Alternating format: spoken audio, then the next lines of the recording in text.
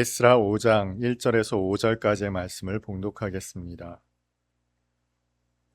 선지자들 곧 선지자 학개와 이또의 손자 스가랴가 이스라엘의 하나님의 이름으로 유다와 예루살렘에 거주하는 유다 사람들에게 예언하였더니, 이에 스알디엘의 아들 수룹바벨과 요사닥의 아들 예수아가 일어나 예루살렘에 있던 하나님의 성전을 다시 건축하기 시작하며 하나님의 선지자들이 함께 있어 그들을 돕더니, 그때에 유브라데 강 건너편 총독 다뜨네와 스달보스네와 그들의 동관들이 다 나와 그들에게 이르되, 누가 너희에게 명령하여 이 성전을 건축하고 이 성곽을 마치게 하였느냐 하기로, 우리가 이 건축하는 자의 이름을 아뢰었으나 하나님이 유다 장로들을 돌보셨으므로 그들이 능히 공사를 막지 못하고 이 일을 다리오에게 아뢰고 그 답장이 오기를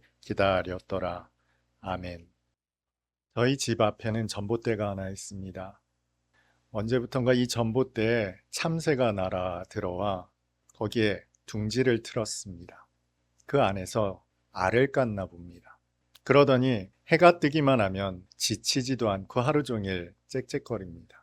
잠시 동안이라도 쉬는 때가 있을까 유심히 살펴보아도 좀처럼 쉬지를 않습니다. 쉬는 것을 본 적이 없습니다.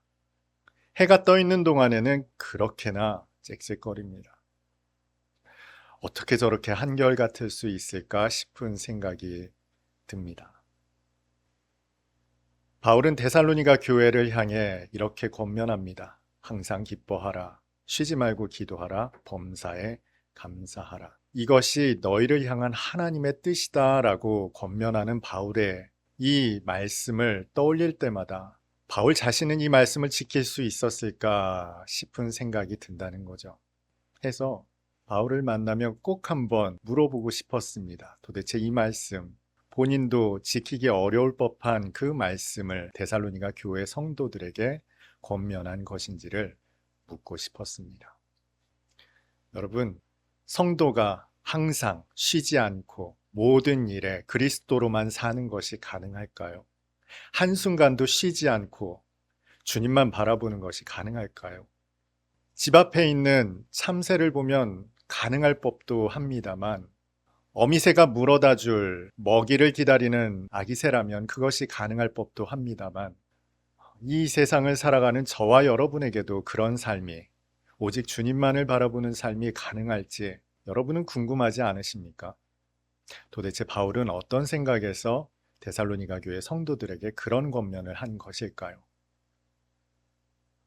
그런데 오늘 본문을 준비하며 말씀을 묵상하다가 바울이 어떤 의미에서 그 말씀을 전한 것인지 깨닫게 되었습니다. 해서 오늘 이 본문을 통해 항상 쉬지 않고 모든 일에 주님과 동행한다는 것이 어떤 의미를 갖는 것인지에 대해 말씀을 나누고자 합니다.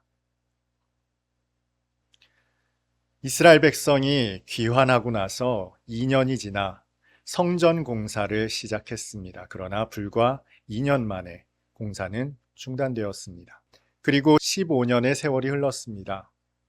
고레스 왕은 죽었고 아닥사스다 왕을 지나 다리오가 즉위하게 되었습니다. 이때 하나님의 말씀이 선지자 학개와 스가랴에게 임했습니다. 그들이 이스라엘 백성들에게 그 말씀을 선포하자 수룹바벨과 예수아가 힘을 얻고 성전 공사를 재개하기 시작했습니다. 성전 공사가 우리가 생각하는 그런 작은 공사가 아니었습니다. 아주 대대적인 일이었죠. 그 소식은 금방 퍼져나갔습니다. 그리고 총독의 귀에까지 들어가게 되었죠. 해서 총독과 일행이 묻습니다. 도대체 너희는 누구의 명령으로 이 공사를 시작하였느냐? 이스라엘 백성은 아주 소상하게 이야기한 것 같습니다. 오늘 본문 이후에 이어지는 총독이 다리오 왕에게 올리는 글의 초본을 살펴보면 왜 이 공사를 시작하게 되었는지, 누가 명령하였는지에 대해 소상히 알고 있음을 알 수 있습니다. 그런데 여러분, 이스라엘 백성의 이야기를 듣고 나서는 그 즉시로 공사를 중단시키는 것이 마땅해 보입니다. 총독 아닙니까? 자신의 관할 내에 있는 그 지역에서 이렇게 대대적인 공사가 벌어지고 있다면 총독으로서 그 공사의 타당성을 면밀하게 알고 있는 것이 당연한 일입니다. 그런데 총독은 알지 못했다는 것이죠. 그렇다면 이 공사는 바로 중지되는 것이 마땅하죠. 그런데 오늘 성경 말씀에는 대단히 이례적으로 기록되어 있습니다. 5절을 봉독하겠습니다. 하나님이 유다 장로들을 돌보셨으므로 그들이 능히 공사를 막지 못하고 이 일을 다리오에게 아뢰고 그 답장이 오기를 기다렸더라. 독특한 표현이 사용되죠. 중단이라는 단어가 사용된 것이 아니라 막지 못하였다라는 표현이 사용되었습니다. 총독임에도 불구하고 그 공사를 막지 못하는 수준이었다는 것이죠. 이스라엘이 강력한 군대가 있었던 것도 아닙니다. 공사를 하는 백성의 수가 많았던 것도 아니죠. 예루살렘 지경으로 유다 지경으로 귀환한 사람의 수가 불과 5만에 불과합니다. 그동안에 인구가 급격하게 불었을 리도 만무합니다.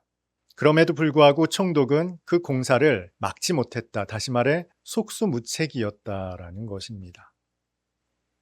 어떻게 이런 일이 일어날 수 있을까에 대해서 성경은 이렇게 말합니다.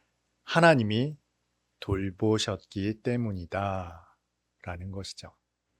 하나님이 돌보셨기 때문에 그 공사는 막을 수가 없었습니다.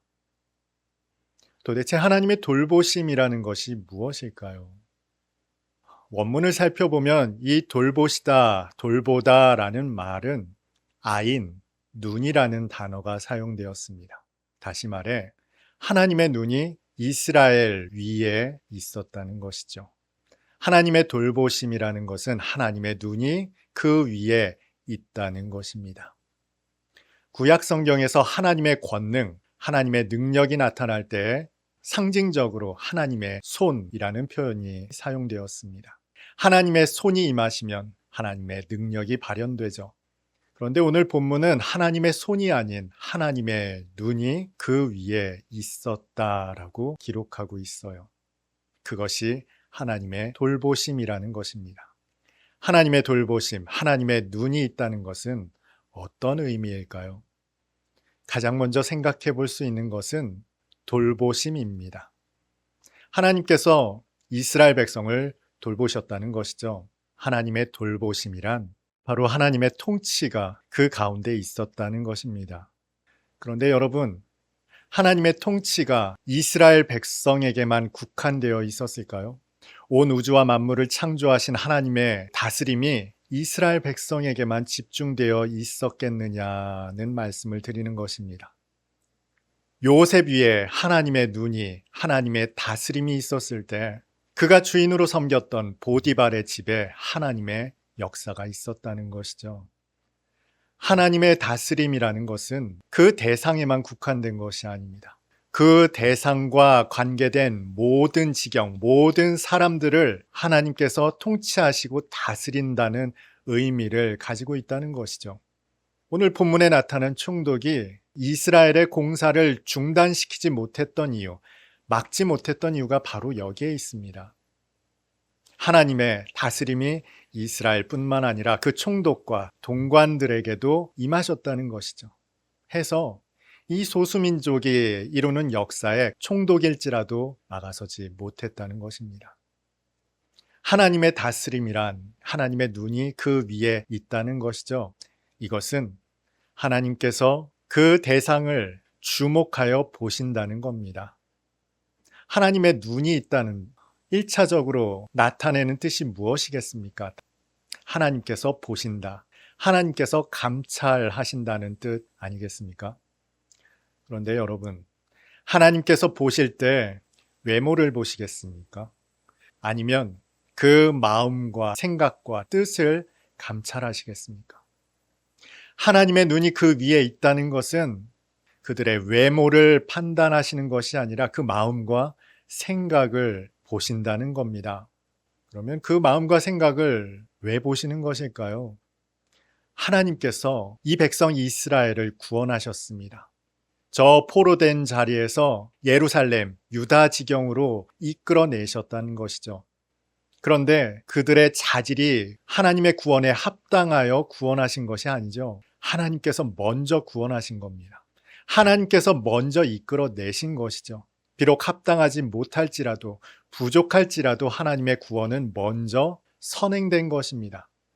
그러면 하나님은 그저 방치하실까요? 내버려 두실까요? 하나님의 구원에 합당한 자들로 이끌어내시겠죠. 하나님의 백성으로 온전케 하시겠죠. 하나님의 눈이 그 마음과 생각을 감찰하신다는 것은 바로 그런 뜻입니다. 하나님은 아브라함을 갈대아 우르 지역에서 이끌어내셨습니다.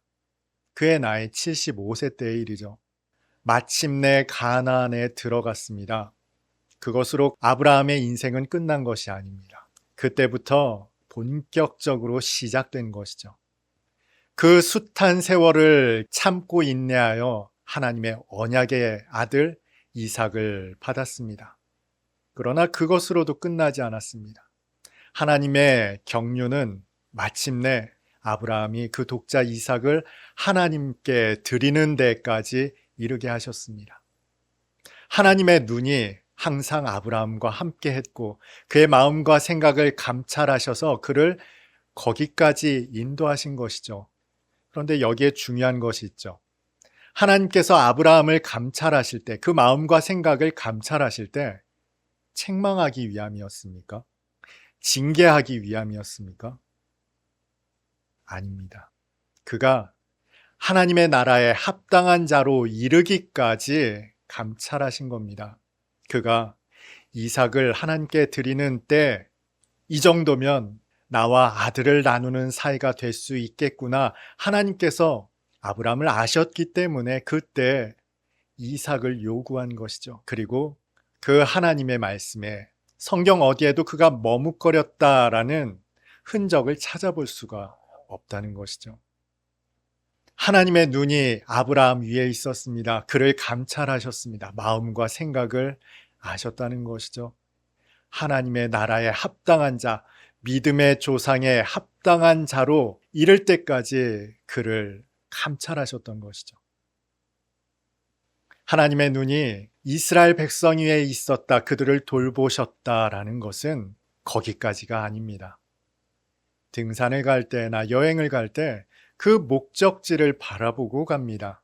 우리의 눈이 그 목적을 향한다는 것이죠.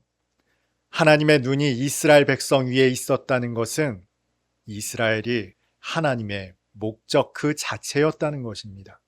하나님은 이스라엘을 목적했기 때문에 당신의 눈을 그들 위에 두셨던 겁니다. 그런데 여러분, 이스라엘이 하나님의 목적이라는 뜻이 무슨 의미인지 아십니까? 그들을 하나님의 수준에 합당한 자로 이끌어 가시겠다라는 그런 의미일까요? 그것은 앞서 아브라함에 의해서 먼저 살펴보았죠. 그뿐만이 아닙니다. 이스라엘이 하나님의 목적이라는 것은 하나님이 그들에게 하나님이 되시겠다는 뜻입니다. 여러분, 연애해 보셨습니까? 누군가가 나의 사랑하는 사람이 되었습니다. 그가 나의 목적이 되었단 말이에요. 그러면 그가 나를 사랑하게 만들게끔, 그가 나와 사랑하는 관계가 되게끔 쉬지 않는 것이, 멈추지 않는 것이 연애 아닙니까? 보아스가 룻을 사랑하게 되었습니다. 그때 그 보아스는 쉬지 않았습니다. 멈추지 않았습니다. 그야말로 룻을 향해 직진했죠. 이스라엘이 하나님의 목적이 되었다는 것은 하나님께서 쉬지 않으신다는 것입니다. 그들을 사랑하기로 마음 먹으셨다는 겁니다. 그들의 하나님이 되기로 작정하셨다는 겁니다. 이스라엘이 가장 강성했던 때가 언제입니까? 다윗과 솔로몬의 때입니다. 그런데 여러분, 하나님께서는 그 다윗과 솔로몬 때에 성전을 지으라고 강요하지 않았습니다.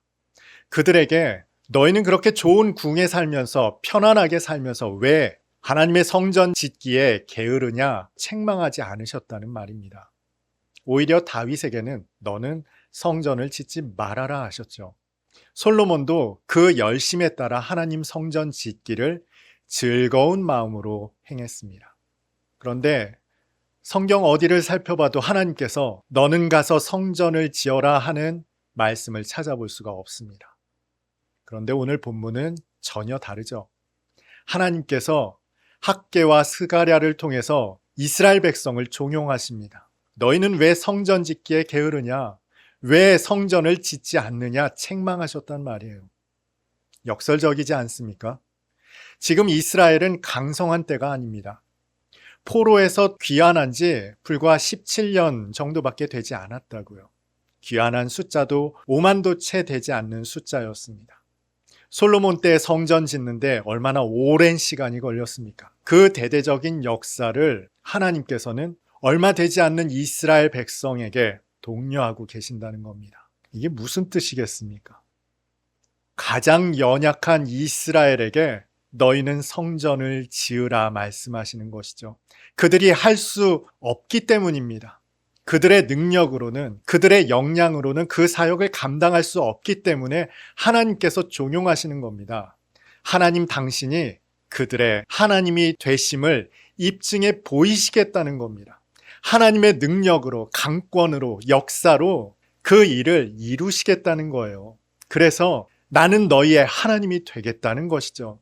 하나님께서 이스라엘이 하나님의 목적이다라고 말씀하시는 것은 내가 너희의 하나님이 되겠다라는 뜻이라는 겁니다. 여러분, 이것이 바로 하나님의 돌보심입니다. 하나님의 눈이 구원하신 백성들 위에 있다는 것의 의미라는 것이죠. 그것은 하나님의 통치이자 다스림입니다. 구원하신 자들을 반드시 하나님의 뜻 가운데로 이끄시겠다는 하나님의 의지입니다. 무엇보다 그들에게 하나님이 되시겠다는 것입니다. 이제 항상 기뻐해야 하는지, 쉬지 말고 기도해야 하는지, 범사에 감사해야 하는지에 대한 그 의미를 아시겠습니까? 하나님의 열심이 바로 그러하다는 겁니다. 하나님의 눈이 항상 우리 가운데 있다는 거예요. 하나님의 눈이 쉬지 않고 우리를 보신다는 겁니다. 하나님의 눈이 우리의 모든 일에 함께 하신다는 거예요. 다시 말해 하나님께서 항상 쉬지 않고 모든 일에 우리와 함께 하심을 깨달았던 바울이 하나님의 열심이 이런데 우리도 거기에 반응해야 하지 않겠느냐 권면하는 것이죠. 그래서 하나님의 돌보심은 위험한 겁니다. 하나님의 돌보심이 한번 여러분 가운데 임하시면 항상 떠나지 않습니다. 쉬지 않고 여러분을 감찰하십니다. 모든 일에 여러분과 함께 하신다는 겁니다. 심지어 우리가 침 삼킬 만한 순간까지도 놓치지 않으시고 하나님은 그 눈을 우리를 향해 뜨고 계신다는 것입니다. 이것이 바로 하나님의 돌보심입니다. 우리가 평범한 일상을 살아가는 순간에도 하나님의 돌보심의 시선은 우리와 함께 하십니다. 마치 태양이 떠오르면 한순간도 쉬지 않고 짹짹거리는 참새처럼 하나님의 그 놀라운 은총이 우리와 함께 하심을 믿는다면 우리가 그 하나님의 은혜를 따라 항상 쉬지 않고 모든 일에 주님을 바라보며 구하는 삶을 살아갈 수 있게 될 겁니다. 그래서 권면하기는 저와 여러분의 모든 순간이 늘 하나님과 함께 하시기를 소망합니다. 비록 연약할 때에도 있고 부끄러울 때도 있지만 그 모든 순간을 지나 그리스도의 장성한 분량에 이르기까지 단 한순간도 눈을 떼지 않으시는 하나님의 은총을, 그 은혜를 사시는 저와 여러분 될 수 있기를 주님의 이름으로 축복합니다.